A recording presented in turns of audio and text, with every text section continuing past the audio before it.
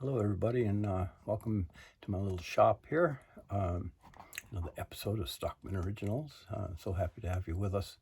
And I wanted to show you a little project that been working on that you might get a kick out of. It's actually a depiction of a famous painting. Hang on for a second.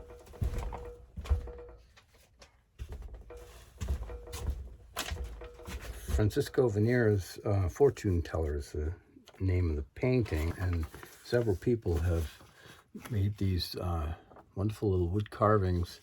They've got ivory heads and legs and things, but the majority of it is wood. This is another version of it that I received as a go-by.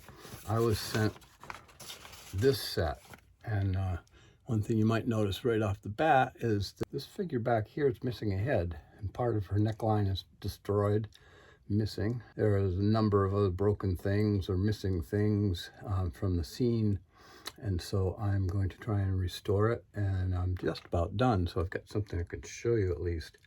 So we're gonna come down here and take a look.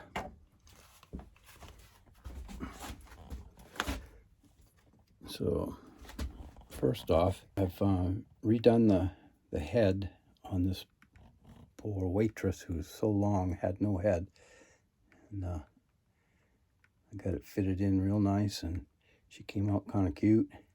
And then there was a big puzzle as to what she had in her hands, and I sighted down through her hand into the kind of the receiving area down here by my thumb, and to me it looked like a bottle.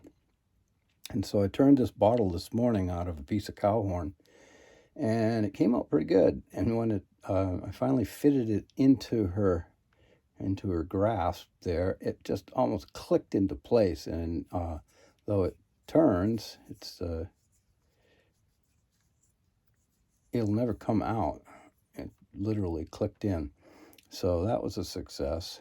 There was a missing spot right on her bosoms there, and a empty hole. So I filled that with a rose. Thought that was kind of cute. And back in the old days, people used to wear roses and things like that to, well, it was kind of a smelly environment, I guess. Anyway, so now she's done and ready to add to the ensemble. This is the whole scene kind of not put together yet. Two cavaliers. Here's the fortune teller who's reading this guy's palm, and she'll be mounted up over here, giving him the what fors. And so she needed a walking stick. I built her a walking stick out of ebony.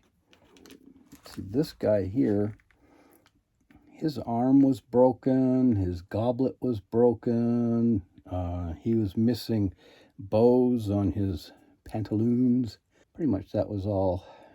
Oh, and a button or two on his coat. And that was all taken care of, and now he's ready to put into the scene.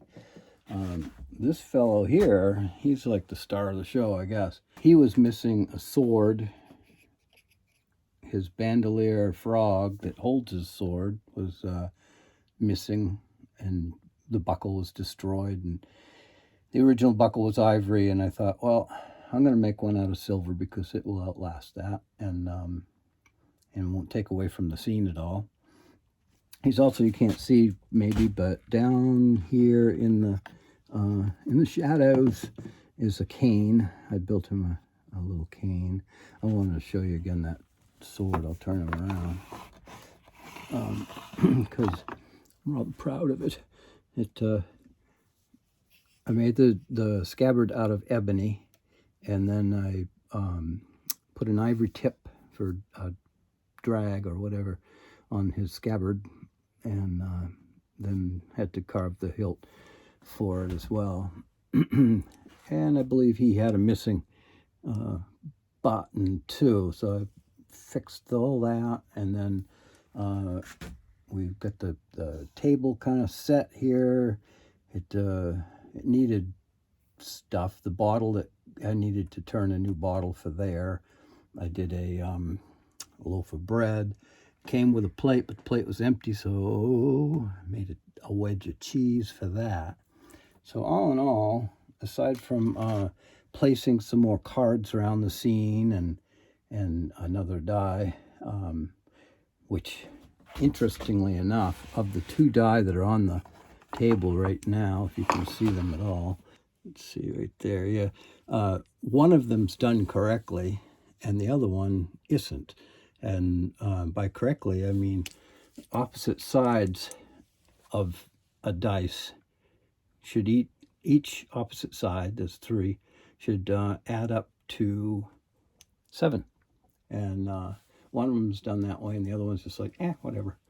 So anyway, I just thought I'd let you in on what's going on. I'll post a picture of the whole shooting match when it's all put together, and this is kind of fun. All right, well, you guys have a great day, and we'll talk to you soon. Thanks.